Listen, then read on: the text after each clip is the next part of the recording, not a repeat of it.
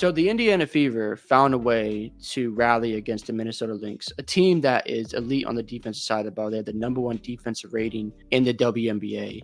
And on top of that, Kelsey Mitchell shot 3 of 9 from the three, and Caitlin Clark shot 2 of 11 from three. And it was incredible because they outscored the Lynx 28-14 in the fourth quarter. And I want to shout out Aaliyah Boston first. I want to focus on the past 6 games with Aaliyah Boston. She has been incredible. Ever since they lost to Seattle Storm, they are 4-2 in those games. So against the Mercury, 17 points, 8 rebounds, 4 assists. Against the Las Vegas Aces, 18 points, 11 rebounds. New York Liberty, 18 points, 8 rebounds, 2 blocks, and 2 assists and 1 steal. The Mystics, she had not her best game, 6 points, 6 rebounds, 2 blocks, 5 turnovers, only in 21 minutes, so it didn't have her best game. Comes back against the Mercury, 21 points, 13 rebounds, 5 assists, 3 steals, 2 blocks. And then I think she was the best player yesterday against the Lynx. 17 points, 16 rebounds, 2 assists, 4 blocks. Incredible stuff from Aaliyah Boston. When looking at those stats and just seeing her impact out there, she has been incredible. And again, the Fever, 10-6 and starting 1-8. Now, when it comes to their bench production, it's probably not going to be that strong. But when you go into the playoffs, you play a shorter rotation anyway. So Dantas, Erica Wheeler, Lexi Hall, we'll see if they can give them any contribution down the stretch. But hey, next year, if you can add a 3-and-D wing to this team, another point guard, maybe you upgrade Kelsey Mitchell to somebody else. Kelsey Mitchell isn't bad, but she likes to chuck a lot of threes. And I can't blame her if she's not afraid of taking a shot. You want somebody who's not afraid to shoot the ball. But sometimes you can shoot your teammates or your team out of the game. But again, I also want to talk about Caitlin Clark. I know she didn't shoot that well yesterday, but her defense was pretty solid. I thought her off-ball defense when she was chasing McBride around the court and trying to deny her from getting three-point looks was really good. And then her defense on Williams in one-on-one situation was solid. Now, Williams did make some tough shots, but at least they were contested. So with Caitlin Clark, she just has to get better, and I've said this before, on the off-ball side for defense. And she can build off this game. I think in the offseason, she can definitely get better on the defense side, but I believe she will. She'll work on that and get stronger so she can handle screens and she can get over them faster or get around them. So I like what she did, though. She still made an impact out there. Yes, she struggled throughout the first 3 quarters. She only had 7 points, but in that fourth quarter, she scored 10 points. She helped the Fever get back in the game on that 14-5 run. She had I believe it was the layup that put them up 67-65.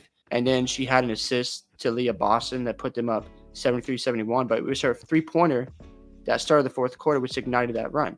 So even though Clark wasn't the greatest to start the game, she closed strong. The reality is Caitlin Clark is only getting better. And every superstar, or in my opinion, she's going to be a superstar, has bad games. You have games where you don't have it that night. And also, let's give credit to the Lynx. You know, they didn't blitz her on defense. They played her straight up one-on-one, and it made it tougher. I know she has some shots that she missed, but again, we got to give credit to them because they're a really good defense, and the Lynx knows how to lock people up. So when you have an elite defense going up against an offensive player who's in her first year, she's still a rookie, there are times where the defense is going to win those matchups. That's just the reality. We saw Kobe Bryant in the Game 7 against the Boston Celtics. He didn't shoot that well, but he came up big when they needed him most. So Caitlin Clark in this situation, even though she struggled during the game against the Lynx, she had 10 points in the most important quarter, which was the fourth. And they outscored the Lynx 28-14, which is a huge boost for the Fever because they're like, man, Caitlin Clark can have a bad game and we still win. And we won on the road against an elite opponent, the number one defensive rating team in the league. That brings confidence to your team and it builds momentum. So I know the Fever have one more game coming up, and then you have that long break with the Olympics and the WNBA All-Star weekend. So hopefully it doesn't kill the momentum. I know sometimes being a month off can ruin your rhythm and also momentum with the team.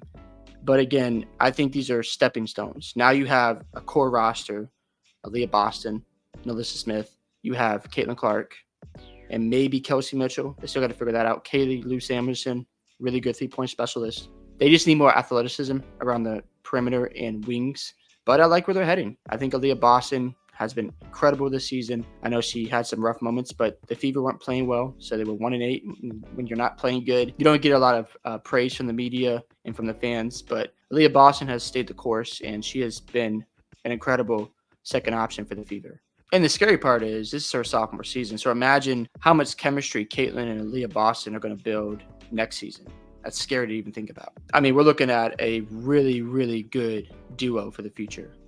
And if they can stay together and they could just find complementary pieces for this roster, man, a couple years, we might be seeing the Fever possibly in playoff contention. I don't know. Because again, when you're a young roster, you go through ups and downs. You don't win right away. That's not how it usually works when it comes to the NBA or the WNBA. No, you start winning in your prime years, and that's fine. But I do like the fact that you get a win like this on the road, and you get all those fans out there, 18,000 plus, which is insane. That's a pretty big deal. So as long as the Fever just keep playing well, again, 10-6 ever since starting 1-8, that's how they should look at the regular season. Like, yeah, we started slow, but really we're a playoff team. That's the mentality they should have now. So it's gonna be exciting to see how they close out the season.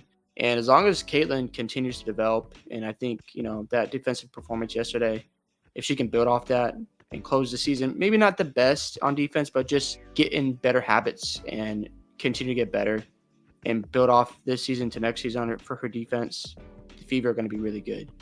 And Aaliyah Boston, man, I love what I'm seeing from her. And just get a good bench, get a couple pieces on their bench and more athletic wings, and the Fever are going to be a problem very soon. Hope you guys enjoyed this video today. Love to hear your thoughts on the Indiana Fever's win yesterday against the Lynx. Also, don't forget to like and subscribe to the channel, and I'll see you in the next one.